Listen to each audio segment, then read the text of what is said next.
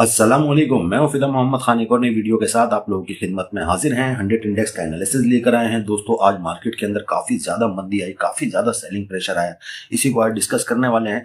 सबसे पहले तो इसकी वजूहात को समझने की कोशिश करेंगे। हम लोग शायद ये सोच रहे हैं कि आज हमारे इंडिविजुअल्स ने माल पैनिक में सेल किया है, जबकि ऐसा कुछ भी नहीं है। माल जो सेल करने वाला है वो है ब्रोकर, जो आपको लारे लप्पे दे रहा है और वो खुद माल जो है वो सेल कर रहा है।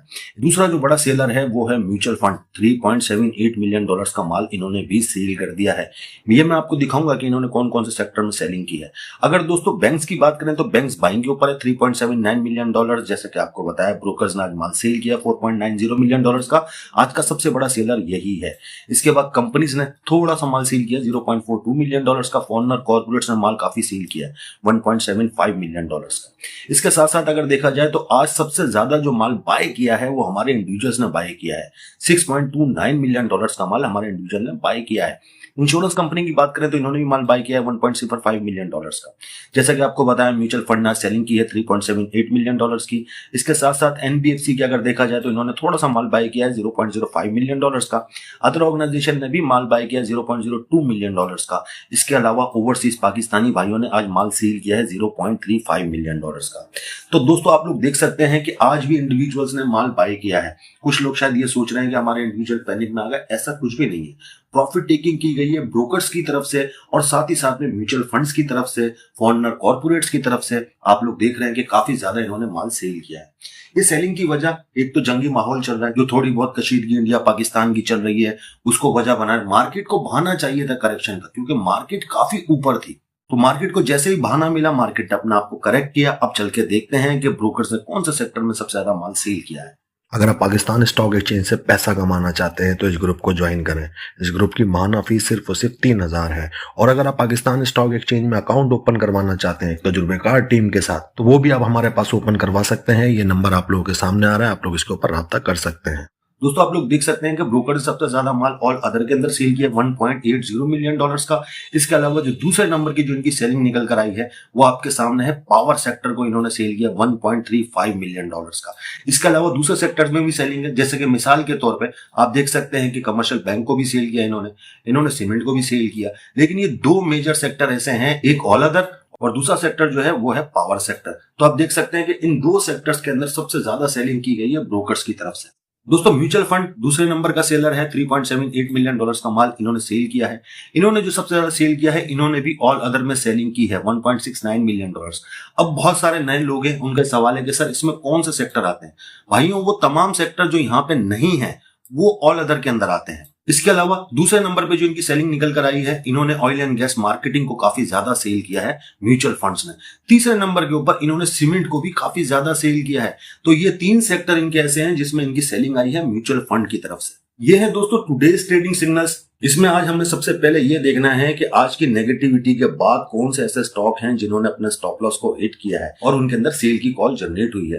तो सबसे पहले अगर देखें तो एयरलिंक सेल करना है। इसके बाद BAFL ने भी सेल की कॉल जनरेट की है। Berger, BF bio, BIPL, CSCC के बाद आप देख सकते हैं सिटी फार्मा सेल करना है। DGKC ने भी सेल की कॉल जनरेट कर दी है। एंग्रो, FABL, FCL और नीचे देखें JCIL, हैस्कोल, HTL, HUBC और अगर हम इससे नीचे देखें JSBL के बाद कोहार्ट सीमेंट, लिवाइन pharma, loads, LPL, Mari, maple leaf, NRSL, पेल, बेकरी और अगर हम नीचे देखें तो PSO, SNGP, SPL, SPWL, service के अलावा टॉलर और अगर हम नीचे देखें तो waves app, WTL, Yusuf weaving. इन तमाम स्टॉक्स ने दोस्तों आप लोग देख सकते हैं कि सेल की कॉल जनरेट की। बाय की कॉल भी जनरेट हुई हैं लेकिन बहुत कम है और इस टाइम जो है कोशिश ये करें कि बाय की कॉल से थोड़ा सा परहेज करें, क्योंकि मार्केट काफी ऊपर और करेक्शन मूड में आ चुकी है। तो लिहाजा थोड़ी सी बाय की कॉल्स है, इसको इग्नोर करें और कोशिश करें कि अगर आपके पास कोई आइटम है और आप प्रॉफिट में हैं तो उसे सेल करने की कोशिश करें। और अगर खुदा ना खास्ता आपकी बाइंग प्राइस से काफी नीचे चला गया, थोड़ा सा होल्ड कर लें। ये तो हमारी मार्केट का हुस्न है, कभी ऊपर और कभी नीचे। तो थोड़ा सा मुतमईन होकर काम करें, घबराए नहीं करें, अल्लाह खैर करेगा इंशाल्लाह।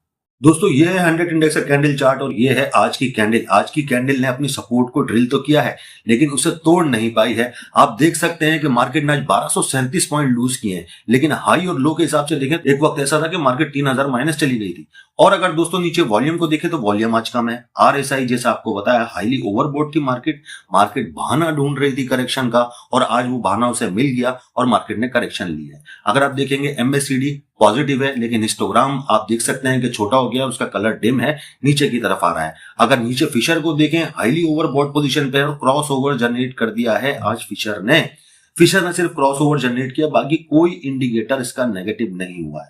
सुपर ट्रेंड आपसे कह रहा है कि 1,67,197 1,67,197 की ये सपोर्ट है। जब तक मार्केट इससे ऊपर है तो हमें उसे नेगेटिव नहीं समझना चाहिए। आज इसने इसको ड्रिल किया है, लेकिन इससे नीचे की क्लोजिंग नहीं आई है मार्केट की, तो लिहाजा इतनी ज्यादा घबराने की जरूरत नहीं है। और हमारे इंडिविजुअल तो आज घबराए ही नहीं है। सारा माल जो है वो ब्रोकर्स ने सेल किया है, म्यूचुअल फंड ने सेल किया है, फॉरेनर कॉर्पोरेट्स ने सेल किया है। हमारे इंडिविजुअल तो आज भी नहीं घबराए, इन्होंने तो आज भी माल को बाय किया है। तो अल्लाह खैर करेगा, इंशाल्लाह सब बेहतर होगा। आप लोगों ने फ्रेश बाइंग से थोड़ा सा परहेज रखना है उस वक्त तक जब तक मार्केट अपनी इस रेजिस्टेंस को ना ब्रेक कर दे।